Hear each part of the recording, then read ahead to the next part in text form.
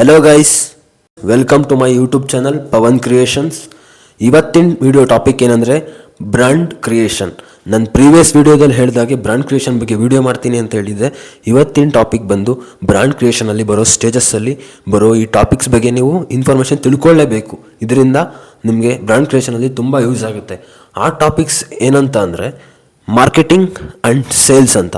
ಈ marketing and sales ಬಗ್ಗೆ ತಿಳ್ಕೊಂಡ್ರೆ ನಿಮಗೆ ಬ್ರ್ಯಾಂಡ್ ಕ್ರಿಯೇಷನಲ್ಲಿ ತುಂಬ ಯೂಸ್ ಆಗುತ್ತೆ, ಹೆಲ್ಪ್ ಆಗುತ್ತೆ. ಯಾವ ಥರ ಕ್ರಿಯೇಟ್ ಮಾಡಬೇಕು ಅಂತ ನಿಮಗೆ ಒಂದು ನಾಲೆಡ್ಜ್ ಸಿಗುತ್ತೆ.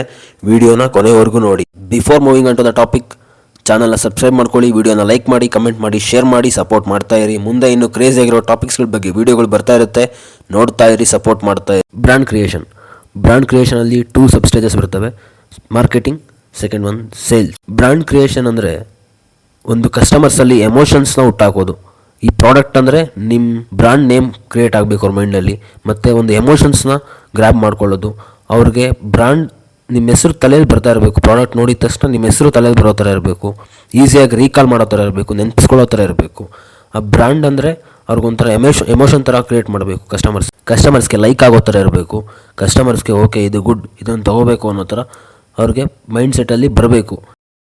ಫಸ್ಟ್ ಸಬ್ ಸ್ಟೇಜ್ ಮಾರ್ಕೆಟಿಂಗಲ್ಲಿ ನೀವೊಂದು ಪ್ರಾಡಕ್ಟ್ ಮಾಡ್ತಾ ಇದ್ದೀರ ಅಂದರೆ ಆ ಪ್ರಾಡಕ್ಟ್ ನಿಮ್ಮ ಯಾವ ಕಸ್ಟಮರ್ಗೋಸ್ಕರ ಮಾಡ್ತಾ ಇದ್ದೀರಾ, ನಿಮ್ಮ ಸ್ಪೆಸಿಫಿಕ್ ಕಸ್ಟಮರ್ನ ರೆಕಗ್ನೈಸ್ ಮಾಡಬೇಕು.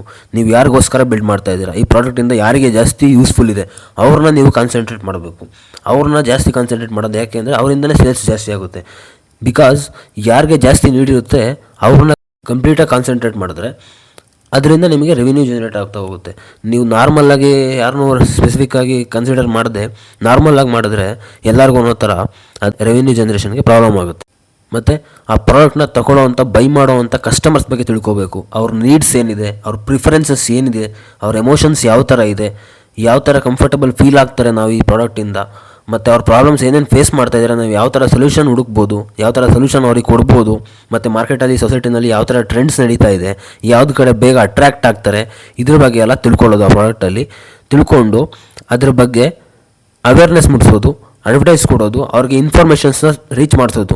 ಈ ಪ್ರಾಡಕ್ಟ್ನ ನೀವು ಬೈ ಮಾಡಿದ್ರೆ ಇದರಿಂದ ನಿಮಗೆ ಏನು ಯೂಸ್ಫುಲ್ ಇದೆ, ಏನು ಬೆನಿಫಿಟ್ಸ್ ಇದೆ, ಯಾವ ಥರ ಪ್ರಾಬ್ಲಮ್ ಸೊಲ್ಯೂಷನ್ ಸಿಗುತ್ತೆ, ನಿಮಗೆ ಯಾವ ಥರ ಯೂಸ್ಫುಲ್ ಆಗುತ್ತೆ, ಯಾವ ಥರ ಕಂಫರ್ಟಬಲ್ ಫೀಲ್ ಕೊಡುತ್ತೆ, ಇದೆಲ್ಲದರ ಬಗ್ಗೆ ಅವ್ರಿಗೆ ಇನ್ಫಾರ್ಮೇಷನ್ಸ್ ಅವೇರ್ನೆಸ್ನ ಮೂಡಿಸೋದು. ಇದು ಬ್ರ್ಯಾಂಡಲ್ಲಿ ಒಂದು ಮೈನ್ ಯೂಸ್ಫುಲ್ ಟಿಪ್ ಆಗಿರುತ್ತೆ. ನೆಕ್ಸ್ಟ್ ಪ್ರೈಸ್ ಯಾವ ಥರ ಇರಬೇಕು ಅಂದರೆ ಅವ್ರಿಗೆ ಅಫೋರ್ಡಬಲ್ ಆಗೋ ಥರ ಇರಬೇಕು, ಬಟ್ ಚೀಪ್ ಆಗಿರಬಾರ್ದು. ಚೀಪ್ ಆಗಿದ್ದರೆ ಅವ್ರಿಗೂ ಇಂಟ್ರೆಸ್ಟ್ ಬರೋದಿಲ್ಲ, ಇದೇನು ಚೀಪ್ ಇದೆಯಲ್ಲ ನಂತರ. ಅದಕ್ಕೆ ಅಫೋರ್ಡಬಲ್ ಆಗಿರಬೇಕು, ಮತ್ತು ಆ ಕ್ವಾಲಿಟಿ ಕರೆಕ್ಟಾಗಿ ಮೇಂಟೈನ್ ಆಗಿರಬೇಕು. ಅವ್ರಿಗೆ ಕ್ವಾಲಿಟಿ ಮೈನ್ ಇಂಪಾರ್ಟೆಂಟ್ ಆಗಿರುತ್ತೆ, ಮತ್ತು ಶೆಲ್ಫ್ ಲೈಫ್ ಮೈನ್ ಇಂಪಾರ್ಟೆಂಟ್ ಆಗಿರುತ್ತೆ. ಅವ್ರಿಗೆ ಕಂಫರ್ಟಬಲ್ ಫೀಲ್ ಮಾಡಿಸೋದು ಇಂಪಾರ್ಟೆಂಟ್ ಆಗಿರುತ್ತೆ. ಅವ್ರಿಗೆ ಇದು ಓಕೆ, ಇದು ಗುಡ್, ಇದನ್ನು ತೊಗೋಬೋದು, ನೆಕ್ಸ್ಟ್ ಟೈಮ್ ಇದನ್ನೇ ಬೈ ಮಾಡಬೇಕು ಅನ್ನೋ ಥರ ಅವ್ರಿಗೆ ಫೀಲ್ ತರಿಸ್ಬೇಕು. ಇದರಿಂದ ನೆಕ್ಸ್ಟ್ ಕಸ್ಟಮರ್ಸ್ ನಿಮ್ಮ ಪ್ರಾಡಕ್ಟ್ನ ಹುಡ್ಕೊಂಡ್ಬರ್ತಾರೆ. ಸುಮ್ಮನೆ ಮಾಡಿದ್ರೆ ಅವರು ಹುಡ್ಕೊಂಡು ಬರೋದಿಲ್ಲ ನಿಮ್ಮ ಪ್ರಾಡಕ್ಟ್ನ. ಯಾಕೆ ಅಂದರೆ ಅವ್ರಿಗೆ ಬೇರೆ ಮಾರ್ಕೆಟಲ್ಲಿ ಬೇರೆ ಅವೈಲೇಬಲ್ ಇರುತ್ತೆ, ಅದ್ರ ಕಡೆ ಟ್ರೈ ಮಾಡ್ತಾರೆ. ಇದು ಇಷ್ಟ ಆಗಲಿಲ್ಲ ಅಂದರೆ ಬೇರೆ ಇನ್ನೊಂದು ಟ್ರೈ ಮಾಡೋದ ಅನ್ನೋ ಥರ ಅವ್ರಿಗೆ ಇನ್ನೊಂದು ಚಾನ್ಸ್ ಸಿಗುತ್ತೆ. ಅದಕ್ಕೆ ಬ್ರ್ಯಾಂಡು ಅವ್ರಿಗೆ ಎಮೋಷನ್ಸ್ ಕ್ರಿಯೇಟ್ ಮಾಡಬೇಕು, ಅವ್ರಿಗೆ ಒಂದು ಕಂಫರ್ಟ್ ಫೀಲ್ ಮಾಡಿಸ್ಬೇಕು. ನೆಕ್ಸ್ಟ್ ಇದೇ ಪ್ರಾಡಕ್ಟ್ ತೊಗೋಬೇಕು ಅನ್ನೋ ಥರ ಅವ್ರಿಗೆ ತಲೆಯಲ್ಲಿ ಯಾವಾಗಲೂ ಇರಬೇಕು. ಮತ್ತು ನಿಮ್ಮ ಬ್ರ್ಯಾಂಡ್ ನೇಮ್ ಯಾವ ಥರ ಇರಬೇಕು ಅಂದರೆ ಅವ್ರಿಗೆ ಈಸಿಯಾಗಿ ರೀಕಾಲ್ ಆಗೋ ಥರ ಇರಬೇಕು, ಮೈಂಡಲ್ಲಿ ಉಳಿಯೋ ಥರ ಇರಬೇಕು. ಆ ಥರ ಇದ್ದರೆ ಈಸಿಯಾಗಿ ಬೇಗ ನೆನೆಸ್ಕೋತಾರೆ. ಕಷ್ಟ ಇದ್ದರೆ, ಕಾಂಪ್ಲಿಕೇಟೆಡ್ ಇದ್ದರೆ ಅವ್ರು ನೆನೆಸ್ಕೊಳ್ಳೋದು ಕಷ್ಟ ಆಗುತ್ತೆ. ನೆನೆಸ್ಕೊಳ್ಳೋದು ಕಷ್ಟ ಆಯಿತು ಅಂದರೆ ಮತ್ತೆ ನಿಮ್ಮ ಬ್ರ್ಯಾಂಡ್ ನೇಮ್ ಅವ್ರ ಬಾಯಲ್ಲಿ ಬರೋದಿಲ್ಲ. ಬ್ರ್ಯಾಂಡ್ ಬಾಯಲ್ಲಿ ಬರೋದಿಲ್ಲ ಅಂದರೆ ಎಲ್ಲೂ ಸೇಲ್ ಆಗೋದಿಲ್ಲ, ಮತ್ತು ಕಷ್ಟ ಆಗುತ್ತೆ. ಕಾಂಪ್ಲಿಕೇಟೆಡ್ ಆಗಿರಬಾರ್ದು. ಬ್ರ್ಯಾಂಡ್ ನೇಮ್ ಯಾವತ್ತಿದ್ರೂ ಈಸಿ ಫ್ಲೋ ಆಗಿರಬೇಕು, ಈಸಿ ರೀಕಾಲ್ ಆಗಿರಬೇಕು, ತಲೆಗೆ ನೆನಪಲ್ಲಿರಬೇಕು, ಬೇಗ ಬಾಯಲ್ಲಿ ಬೇಗ ಅರಿಯೋ ಥರ ಇರಬೇಕು ಹೆಸರು. ಆ ಥರ ಇದ್ದರೆ ಅದೊಂದು ಬ್ರ್ಯಾಂಡ್ ಕ್ರಿಯೇಷನಲ್ಲಿ ಮತ್ತೆ ಯೂಸ್ಫುಲ್ ಆಗುತ್ತೆ. ಅದೊಂದು ನೇಮ್ ಅನ್ನೋದು ಫಸ್ಟ್ ಇಂಪಾರ್ಟೆಂಟ್ ಪ್ರಿಯಾರಿಟಿ ಕೊಡಬೇಕು. ಯಾಕೆಂದರೆ ಈಸಿಯಾಗಿ ರೀಕಾಲ್ ಆದರೆ ಬೇಗ ಅವ್ರಿಗೆ ಒಂದು ಪ್ರಾಡಕ್ಟ್ ನೋಡಿದ ತಕ್ಷಣ ಈ ಪ್ರಾಡಕ್ಟ್, ಈ ಬ್ರ್ಯಾಂಡ್ ನೇಮ್ ಅನ್ನೋ ಥರ ನೆನಪಲ್ಲಿ ಬರೋ ಥರ ಇರಬೇಕು. ಆ ಥರ ಈಸಿ ಫ್ಲೋ ಇರೋ ಥರ ಹೆಸರಿಡಬೇಕು. ಮತ್ತು ಪ್ರಾಡಕ್ಟ್ಗೆ ಆಫರ್ಸ್ ಕೊಡ್ತಾ ಇರಬೇಕು. ಯಾವುದಾದ್ರು ಫೆಸ್ಟಿವಲ್ಸಲ್ಲಾಗಲಿ, ಯಾವುದಾದ್ರು ಒಂದು ಕಲ್ಚರ್ ಆ್ಯಕ್ಟಿವಿಟೀಸಲ್ಲಾಗಲಿ ಕಸ್ಟಮರ್ಸ್ಗೆ ಪ್ರಾಡಕ್ಟ್ ಕಡೆಯಿಂದ ಆಫರ್ಸ್ ಪ್ರೊವೈಡ್ ಮಾಡ್ತಾ ಇರಬೇಕು. ಆಫರ್ಸ್ ಪ್ರೊವೈಡ್ ಮಾಡ್ತಾ ಇದ್ದರೆ ಅವ್ರಿಗೂ ಒಂಥರ ಫೀಲ್ ಆಗುತ್ತೆ, ಎಕ್ಸೈಟ್ಮೆಂಟ್ ಫೀಲ್ ಆಗಿ ಕಸ್ಟಮರು ಪ್ರಾಡಕ್ಟ್ನ ಬೈ ಮಾಡೋದಕ್ಕೆ ಮೂವ್ ಆಗ್ತಾರೆ.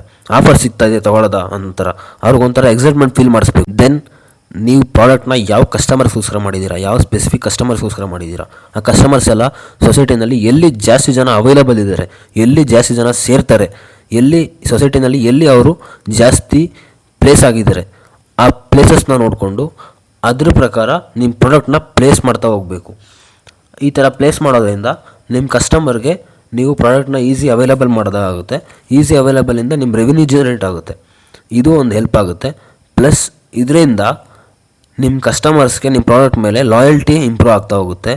ಮತ್ತು ಅವ್ರಿಗೆ ಕಂಫರ್ಟಬಲ್ ಫೀಲ್ ಆಗುತ್ತೆ, ಎಕ್ಸೈಟ್ಮೆಂಟ್ ಫೀಲ್ ಆಗುತ್ತೆ. ಆವಾಗ ನಿಮಗೆ ಬ್ರ್ಯಾಂಡಲ್ಲಿ ಅವ್ರಿಗೊಂದು ಎಮೋಷನ್ ಕ್ರಿಯೇಟ್ ಆಗಿ ಪ್ರಾಡಕ್ಟ್ ನೋಡಿದ ತಕ್ಷಣ ಈ ಬ್ರ್ಯಾಂಡ್ ನೇಮ್ ಅನ್ನೋ ಥರ ಹೆಸರು ಈಸಿಯಾಗಿ ರೀಕಾಲ್ ಆಗುತ್ತೆ ಮೈಂಡಲ್ಲಿ, ಮತ್ತು ಬಾಯಲ್ಲಿ ಫ್ಲೋ ಆಗುತ್ತೆ. ಈ ಬಾಯಲ್ಲಿ ಫ್ಲೋ ಆಗಿದ್ದು ನೆಕ್ಸ್ಟ್ ಬೇರೆ ಒಬ್ಬರಿಗೆ ಇನ್ನೊಬ್ಬರಿಗೆ ಅಡ್ವೈಸ್ ಆಗಿ ಹೋಗಿ ಆ ಅಡ್ವೈಸಿಂದ ಮತ್ತೆ ಮತ್ತೆ ಮತ್ತೆ ಲಿಂಕ್ ಕ್ರಿಯೇಟ್ ಆಗಿ ಹೋಗುತ್ತೆ, ಕಸ್ಟಮರ್ಸ್ ಕ್ರಿಯೇಟ್ ಆಗ್ತಾ ಹೋಗ್ತಾರೆ. ಬರೀ ವಿಡಿಯೋ ನೋಡ್ತಾ ಹೋದರೆ ಸಾಕಾಗುತ್ತಾ? ಚಾನಲ್ನ ಸಬ್ಸ್ಕ್ರೈಬ್ ಮಾಡಿ, ವಿಡಿಯೋಗೆ ಲೈಕ್ ಮಾಡಿ, ಕಮೆಂಟ್ ಮಾಡಿ, ಶೇರ್ ಮಾಡಿ. ಇದರಿಂದ ನಮಗೂ ನಿಮ್ಮಿಂದ ಸಪೋರ್ಟ್ ಸಿಗುತ್ತೆ, ನಮಗೂ ನೆಕ್ಸ್ಟ್ ಎಕ್ಸೈಟ್ಮೆಂಟ್ ಫೀಲ್ ಆಗುತ್ತೆ. ಇದರಿಂದ ನಾವು ಒಳ್ಳೊಳ್ಳೆ ಟಾಪಿಕ್ಸ್ಗಳ ಬಗ್ಗೆ ವಿಡಿಯೋ ಮಾಡ್ತೀವಿ, ನಿಮಗೂ ಒಳ್ಳೆ ಇನ್ಫಾರ್ಮೇಷನ್ ಸಿಗುತ್ತೆ. Please subscribe the channel Pavan creations. Next sub topic sales ಅಂದರೆ ಬೈಯರ್ಸ್ ಜೊತೆ ಡೈರೆಕ್ಟಾಗಿ ಕಾಂಟ್ಯಾಕ್ಟಲ್ಲಿರುವಂಥದ್ದು, ಮೀನ್ಸ್ ಕಸ್ಟಮರ್ಸ್ ಜೊತೆ ಡೈರೆಕ್ಟ್ ಕಾಂಟ್ಯಾಕ್ಟಲ್ಲಿರುವಂಥದ್ದು, ಮತ್ತು ಅವ್ರ ಜೊತೆ ಒಳ್ಳೆ ರಿಲೇಷನ್ಶಿಪ್ನ ಮೇಂಟೈನ್ ಮಾಡಿರುವಂಥದ್ದು. ನೆಕ್ಸ್ಟ್ ಅವ್ರ ಕಸ್ಟಮರ್ಸ್ದು ಕಂಪ್ಲೇಂಟ್ಸ್ ಮತ್ತು ನೀಡ್ಸ್ ಬಗ್ಗೆ ತಿಳ್ಕೊಂಡು ಅವ್ರ ಕಂಪ್ಲೇಂಟ್ಸ್ಗಳಿಗೆ ಸೊಲ್ಯೂಷನ್ ಕೊಟ್ಕೊಂಡು ಆ ಕಂಪ್ಲೇಂಟ್ಸಿಂದ ಬಂದಿರೋ ಫೀಡ್ಬ್ಯಾಕ್ಸನ್ನು ಇಟ್ಕೊಂಡು ಕಸ್ಟಮರ್ ಸ್ಯಾಟಿಸ್ಫ್ಯಾಕ್ಷನ್ ಮಾಡೋದಕ್ಕೆ ಅಪ್ಗ್ರೇಡ್ ಮಾಡ್ತಾ ಹೋಗಬೇಕು ನಮ್ಮ ಪ್ರಾಡಕ್ಟ್ನ. ಇದು ಥ್ರೂ ಸೇಲ್ಸ್ ಡಿಪಾರ್ಟ್ಮೆಂಟ್ ಕಡೆಯಿಂದ ಬರುತ್ತೆ. ಮತ್ತು ನೆಕ್ಸ್ಟ್ ಇಷ್ಟು ಪ್ರಾಡಕ್ಟ್ನ ಸೆಲ್ ಮಾಡಬೇಕು ಅಂತ ಟಾರ್ಗೆಟ್ಸ್ ಇಟ್ಕೊಂಡು ಅಷ್ಟು ಪ್ರಾಡಕ್ಟ್ನ ಸೆಲ್ ಮಾಡೋದ್ರಿಂದ, ಮತ್ತು ಕಸ್ಟಮರ್ಸ್ ಎಲ್ಲಿ ಇದ್ದಾರೆ, ಎಲ್ಲಿ ಜಾಸ್ತಿ ಸೇಲ್ ಆಗುತ್ತೆ ಅಂತ ನೋಡಿ ತಿಳ್ಕೊಂಡು ಅರ್ಥ ಮಾಡಿಕೊಂಡು ಆ ಪ್ರಾಡಕ್ಟ್ನ ಪ್ಲೇಸ್ ಮಾಡಿ ಆ ಥರ ಸೆಲ್ ಮಾಡೋದ್ರಿಂದ ರೆವಿನ್ಯೂ ಜನರೇಟ್ ಆಗುತ್ತೆ. ಇದರಿಂದ ನೆಕ್ಸ್ಟ್ ಮಾರ್ಕೆಟಿಂಗಿಗೂ ಹೆಲ್ಪ್ ಆಗುತ್ತೆ, ಮತ್ತು ಮಾರ್ಕೆಟಲ್ಲಿ ಸರ್ವೈವ್ ಆಗೋದಕ್ಕೂ ಹೆಲ್ಪ್ ಆಗುತ್ತೆ. ಇಲ್ಲಿ ಮೈನ್ ಸೇಲ್ಸ್ ಕರೆಕ್ಟಾಗಿದ್ದರೆ, ಪ್ರಾಡಕ್ಟ್ ಕರೆಕ್ಟಾಗಿ ಸೇಲ್ ಆಯಿತು ಅಂತಂದರೆ ನೆಕ್ಸ್ಟ್ ನಿಮ್ಮ ಸರ್ವೈವ್ಗೆ ಹೆಲ್ಪ್ ಆಗುತ್ತೆ. ಕಸ್ಟಮರ್ಸ್ಗೆ ಅಪ್ರೋಚ್ ಮಾಡಬೇಕು, ಇನ್ಫಾರ್ಮೇಷನ್ ಹೇಳಬೇಕು, ಕನ್ವಿನ್ಸ್ ಮಾಡಬೇಕು ನೀವು ಯಾಕೆ ಈ ಪ್ರಾಡಕ್ಟ್ನೇ ಬೈ ಮಾಡಬೇಕು ಅಂತ. ಈ ಪ್ರಾಡಕ್ಟ್ನ ಬೈ ಮಾಡಿದ್ರೆ ಹೆಲ್ಪ್ಫುಲ್ ಆಗುತ್ತೆ ಅಂತ ಅವ್ರಿಗೆ ಕನ್ವಿನ್ಸ್ ಮಾಡಿ ಅವ್ರ ಕಡೆಯಿಂದ ಪ್ರಾಡಕ್ಟ್ನ ಬೈ ಮಾಡಿಸ್ಬೇಕು. ಬೈ ಮಾಡಿಸೋದ್ರಿಂದ ಸೇಲ್ ಕರೆಕ್ಟ್ ಆಗಾದರೆ, ರೆವಿನ್ಯೂ ಜನರೇಷನ್ ಕರೆಕ್ಟಾಗಿ ಆಯಿತು ಅಂದರೆ ತುಂಬ ಕಂಪ್ನಿಗೆ ಹೆಲ್ಪ್ ಆಗ್ತಾ ಹೋಗುತ್ತೆ. ನೆಕ್ಸ್ಟ್ ಸರ್ವೈವಲ್ಗೆ ತುಂಬ ಹೆಲ್ಪ್ ಆಗ್ತಾ ಹೋಗುತ್ತೆ. ಸೇಲ್ಸಲ್ಲಿ ಕಸ್ಟಮರ್ಸ್ಗೆ ನಮ್ಮ ಪ್ರಾಡಕ್ಟಲ್ ಮೇಲಿರೋ ಆಫರ್ಸ್ ಬಗ್ಗೆ ತಿಳಿಸ್ಬೇಕು. ಈ ಆಫರಿಂದ ಯಾವ ಥರ ನಿಮಗೆ ಬೆನಿಫಿಟ್ ಆಗುತ್ತೆ ಅಂತ ತಿಳಿಸ್ಬೇಕು. ಮತ್ತು ಇನ್ನೂ ಅವ್ರಿಗೆ ಕಸ್ಟಮರ್ಗೆ ಪ್ರಾಡಕ್ಟ್ನ ಒಂದು ಸ್ಯಾಂಪಲ್ ಕೊಟ್ಬಿಟ್ಟು ಅವ್ರಿಗೊಂದು ಸಲ ಇಂಟ್ರೊಡ್ಯೂಸ್ ಮಾಡಿಸ್ಬೇಕು, ಯಾವ ಥರ ಇರುತ್ತೆ ಫೀಲ್ ಅಂತ ತಿಳಿಸ್ಬೇಕು. ತಿಳಿಸಿ ಮತ್ತು ಯಾವ ಥರ ಪ್ರಾಬ್ಲಮ್ಸ್ ಅಡ್ಡ ಬರ್ತಾಯಿದೆ, ಅದರಿಂದ ಯಾವ ಥರ ಈಸಿಯಾಗಿ ಮೂವ್ ಆನ್ ಆಗಬೇಕು, ಆನ್ ದ ಸ್ಪಾಟ್ ಯಾವ ಥರ ಕ್ಲಿಯರ್ ಮಾಡೋದಕ್ಕಾಗುತ್ತೆ ಪ್ರಾಬ್ಲಮ್ನ ಅಂತ ಯೋಚನೆ ಮಾಡಿ ಅಲ್ಲೇ ಕ್ಲಿಯರ್ ಮಾಡಿ ಸೊಲ್ಯೂಷನ್ ಕೊಡಬೇಕು ಕಸ್ಟಮರ್ಸ್ಗೆ. ಮೇಜರ್ ಆಗಿದ್ದರೆ ಪ್ರಾಬ್ಲಮ್ಮು ಎಲ್ಲರಿಗೂ ತಿಳಿಸಿ ಬೇಗ ಸಾಲ್ವ್ ಮಾಡಿ ಅದರಿಂದ ಆಚೆ ಬರೋದಕ್ಕೆ ಹೆಲ್ಪ್ ಮಾಡಬೇಕು. ಇನ್ಫಾರ್ಮೇಷನ್ಸ್ನ ಕೊಡಬೇಕು ಕಸ್ಟಮರ್ಸಿಂದ ಪ್ರಾಡಕ್ಟ್ ಓನರ್ಗೆ ಇಲ್ಲ ಅವ್ರ ಮೇಜರ್ ಅಥಾರಿಟಿ. ನಿಮಗೆ ಈ ಮಾರ್ಕೆಟಿಂಗ್ ಮತ್ತು ಸೇಲ್ಸ್ ಬಗ್ಗೆ ಇನ್ನೂ ಈಸಿಯಾಗಿ ಹೇಳಬೇಕು ಅಂದರೆ, ನೀವು ಒಂದು ಮೀನು ಹಿಡಿಯೋದಕ್ಕೆ ಸಮುದ್ರದಲ್ಲಿ ಹೋಗ್ತೀರಾ ಅಂದರೆ ನೀವು ಬಲೆ ಹಾಕಿ ಬಿಡೋದು ಮತ್ತು ಬಲೆ ಒಳಗಡೆ ಮೀನುಗಳು ಬಂದು ಬೀಳೋದು ಮಾರ್ಕೆಟಿಂಗ್ ಕೆಲಸ, ಮೀನ್ಸ್ ಕಸ್ಟಮರ್ಸ್ನ ಅಟ್ರ್ಯಾಕ್ಟ್ ಮಾಡೋವಂಥದ್ದು. ನೆಕ್ಸ್ಟ್ ಸೇಲ್ಸ್ ಕೆಲಸ, ಆ ಬಿದ್ದಿರೋ ಮೀನುಗಳನ್ನ ತೆಗೆದುಬಿಟ್ಟು ನಿಮ್ಮ ದೋಣಿ ಒಳಗಡೆ ಹಾಕ್ಕೊಂಡು ಸ್ಟೋರ್ ಮಾಡ್ಕೊಳ್ಳೋವಂಥದ್ದು ಸೇಲ್ಸ್ ಕೆಲಸ. ಮೀನ್ಸ್ ನೀವು ಅಟ್ರ್ಯಾಕ್ಟ್ ಮಾಡಿರೋಂಥ ಗ್ರ್ಯಾಬ್ ಮಾಡಿರೋಂಥ ಕಸ್ಟಮರ್ಸ್ನ ಕರೆಕ್ಟಾಗಿ ಕನ್ವಿನ್ಸ್ ಮಾಡಿ ಪ್ರಾಡಕ್ಟ್ನ ಸೇಲ್ ಮಾಡಿದ್ರೆ ನಿಮಗೆ ರೆವಿನ್ಯೂ ಜನರೇಟ್ ಆಗುತ್ತೆ. ಮೀನ್ಸ್ ಬಿದ್ದಿರೋ ಅಂಥ ಮೀನುಗಳನ್ನ ತೊಗೊಂಡು ದೋಣಿನಲ್ಲಿ ಹಾಕ್ಕೊಂಡ್ರೆ ನೀವು ಮಾರಿ ಮತ್ತೆ ರೆವಿನ್ಯೂ ಜನರೇಟ್ ಮಾಡ್ಕೋಬೋದು, ನಿಮಗೆ ಪ್ರಾಫಿಟ್ ಮಾಡ್ಕೋಬೋದು. ಬಿದ್ದಿರೋ ಅಂಥ ಮೀನುಗಳನ್ನ ಹಾಗೇ ಬಿಟ್ಟರೆ ನಿಮಗೆ ಯೂಸ್ ಆಗೋದಿಲ್ಲ. ನೀವು ಇಷ್ಟೊಂದು ಬಲೆ ಹಾಕಿರೋದು ಎಲ್ಲ ಯೂಸ್ ಆಗೋದಿಲ್ಲ. ಬಲೆ ಹಾಕಬೇಕು, ಫಸ್ಟ್ ಸ್ಟೆಪ್ ಬಿದ್ದಿರೋ ಮೀನುಗಳನ್ನ ಎತ್ಬಿಟ್ಟು ದೋಣಿಲಿ ಹಾಕ್ಕೊಂಡು ಸ್ಟೋರ್ ಮಾಡ್ಕೋಬೇಕು, ನೆಕ್ಸ್ಟ್ ಮಾರಿ ಪ್ರಾಫಿಟ್ ಮಾಡ್ಕೋಬೇಕು. ಈ ಥರ ಮಾರ್ಕೆಟಿಂಗ್ ಮತ್ತು ಸೇಲ್ಸ್ ವರ್ಕ್ ಆಗುತ್ತೆ. ಓಕೆ ಗೈಸ್, ಇವತ್ತಿನ ವಿಡಿಯೋ ಕಾನ್ಸೆಪ್ಟ್ ಬಗ್ಗೆ ಅರ್ಥ ಆಯಿತು ಅಂದ್ಕೊಳ್ತೀನಿ, ಇನ್ಫಾರ್ಮೇಷನ್ ಸಿಕ್ತು ಅಂತ ಅಂದ್ಕೊಳ್ತೀನಿ. ಇದೇ ಥರ ಇನ್ನೂ ಇಂಟ್ರೆಸ್ಟಿಂಗ್ ಇನ್ಫಾರ್ಮೇಷನ್ಗಳ ಬಗ್ಗೆ ವಿಡಿಯೋಗಳು ಬರ್ತಾ ಆಗುತ್ತೆ. ಚಾನಲ್ನ ಸಬ್ಸ್ಕ್ರೈಬ್ ಮಾಡ್ಕೊಳ್ಳಿ, ಬೆಲ್ ಐಕಾನ್ ಕ್ಲಿಕ್ ಮಾಡಿ, ಆಲ್ ಮೇಲೆ ಸೆಲೆಕ್ಟ್ ಮಾಡ್ಕೊಳ್ಳಿ. ನೆಕ್ಸ್ಟ್ ವಿಡಿಯೋ ಅಪ್ಲೋಡ್ ಆಗಿದ ತಕ್ಷಣ ನೋಟಿಫಿಕೇಷನ್ಸ್ ಬರುತ್ತೆ, ಈಸಿಯಾಗಿ ಕ್ಲಿಕ್ ಮಾಡಿ ನೀವು ವಾಚ್ ಮಾಡ್ಬೋದು. ಮತ್ತು ವಿಡಿಯೋನ ಲೈಕ್ ಮಾಡಿ, ಕಮೆಂಟ್ ಮಾಡಿ, ಶೇರ್ ಮಾಡಿ, ಸಬ್ಸ್ಕ್ರೈಬ್ ಮಾಡ್ಕೊಳ್ಳೋದು ಮಾತ್ರ ಮರಿಬೇಡ್ರಿ ಚಾನಲ್ನ. ಇದೇ ಥರ ಇನ್ನೂ ಇಂಟ್ರೆಸ್ಟಿಂಗ್ ಕ್ರೇಜಿಯಾಗಿರೋ ಟಾಪಿಕ್ಸ್ಗಳ ಬಗ್ಗೆ ವಿಡಿಯೋಗಳು ಬರ್ತದೆ. ನೀವು ಗ್ರೋ ಆಗಿ ನಾವು ಗ್ರೋ ಆಗ್ತೀವಿ. ಚಾನಲ್ ನೇಮ್ ನೆನಪಿದೆ ಅಲ್ವಾ? ಪವನ್ ಕ್ರಿಯೇಷನ್ಸ್. Thank you.